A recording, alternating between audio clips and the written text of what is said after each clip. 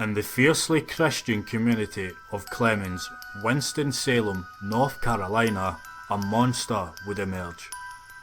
That monster, named John Lawson, a single child from a single parent broken home, would rebel against the Christian populace in the most vile way imaginable.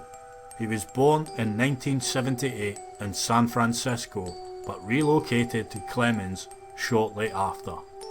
As with many psychopaths, he had a difficult relationship with his mother, Cynthia. After leaving her husband, she became an alcoholic and had a slew of male visitors to the house. In his school years, John was severely bullied. People called him Turd Boy because he smelled like human waste. He was also an alcoholic from a young age and would drink every day at school, according to classmate Aaron Matthews. Perhaps because of this victimization, he began to build armour around himself in the form of a gruesome persona. John Lawson slowly cultivated an image of rebellion and evil. He filed his teeth into points, tattooed his face, grew filthy long dreadlocks, and spread rumours, both real and imagined, about his wicked ways.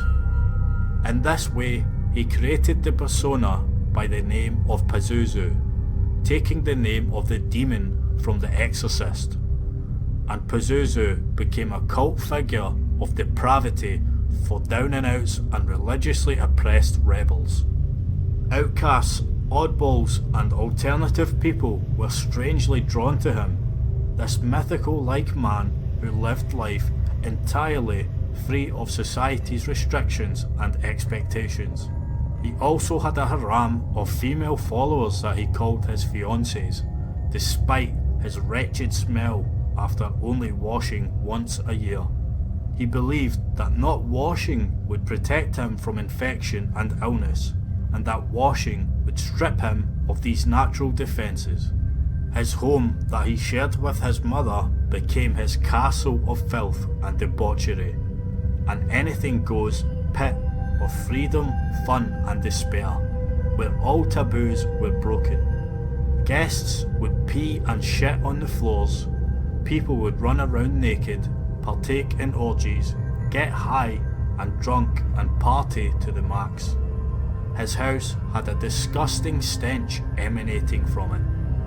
He would also regularly perform blood rituals using dead animals, drinking their blood in an act of Satanism. His first victim, Josh Wetzler, was a father and failed horse farmer.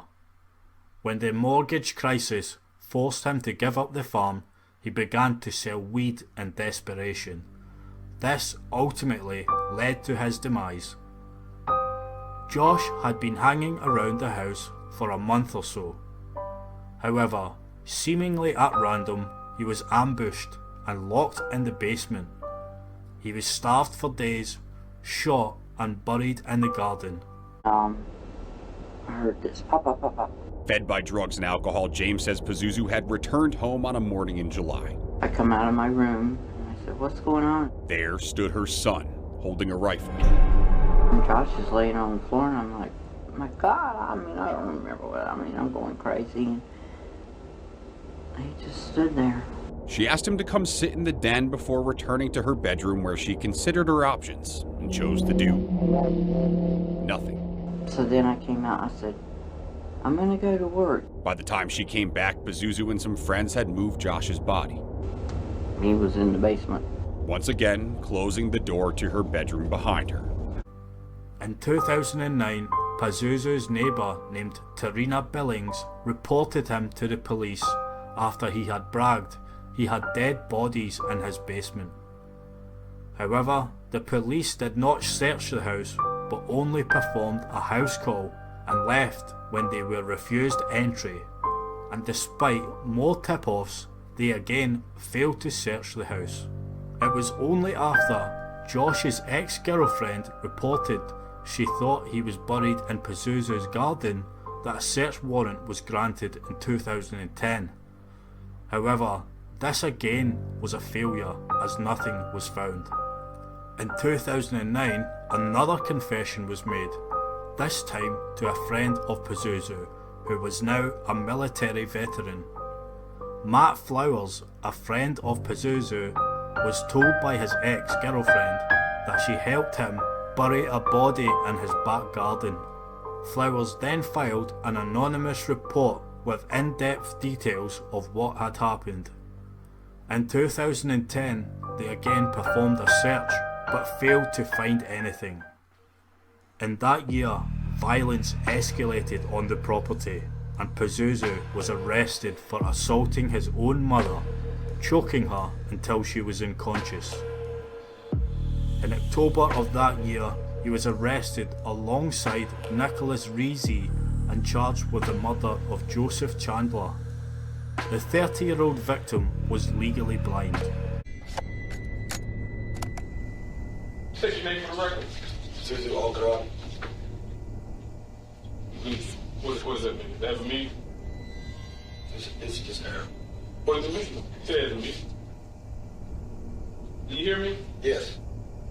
Could you answer the question, please? It's a Lord's name. What does Allah stand for? Oh, that's Arabic for God.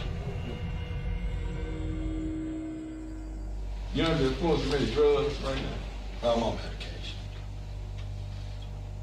Are you pleading guilty to accessory after the fact to involuntary manslaughter? And the state's going to dismiss another felony for obstructing justice. Is that correct?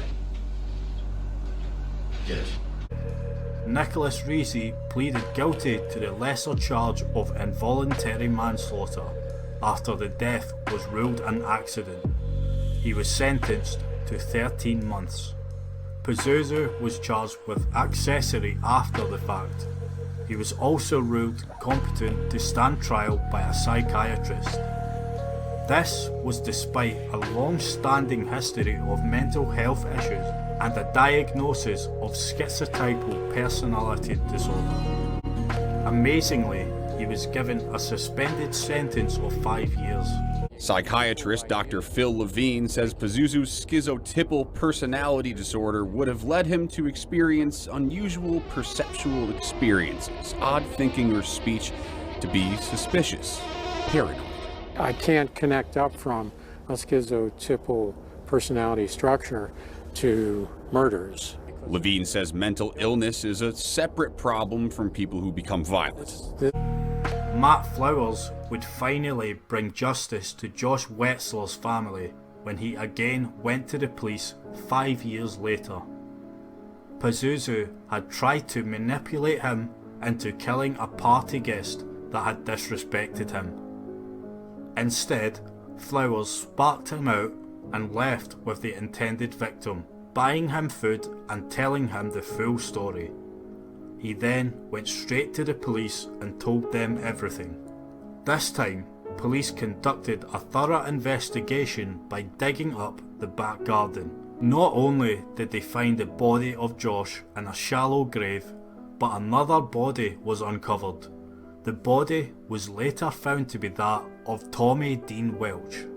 Pazuzu was arrested alongside his girlfriend Amber Birch and Crystal Matlock. Crystal Matlock was charged with accessory after the fact. She was given 4 years and 10 months for her part in the crime. Amber Birch took a plea deal and was sentenced to 30 years for second-degree murder. In 2015, Pazuzu ended his own life by biting into an artery in. This was 2 days before he died. It was October 26th, 2015. From Central Prison in Raleigh, North Carolina, Pazuzu Algarad sent his mother Cynthia this letter. He always said Mom, of course, and Shakamuku, which means what's up in Arabic. And he says, I'm so bored. Got a letter from you and one from Amber. I despise the human race. People are ugly and pointless creatures. I sit back and watch them and they anger me. I should get a medal for murdering these stupid. Maybe when I'm dead, the gods of chaos shall grant me the power. I mean, he was so hurt and angry, you know, and so how's things your way? When are you and Kim coming to see me again? Well, I'm hungry and tired, so I'll write you again here soon. I love you. 2 days later, he was dead, ruled a suicide, his cause of death, blood loss from a deep wound to a major blood vessel in his left arm.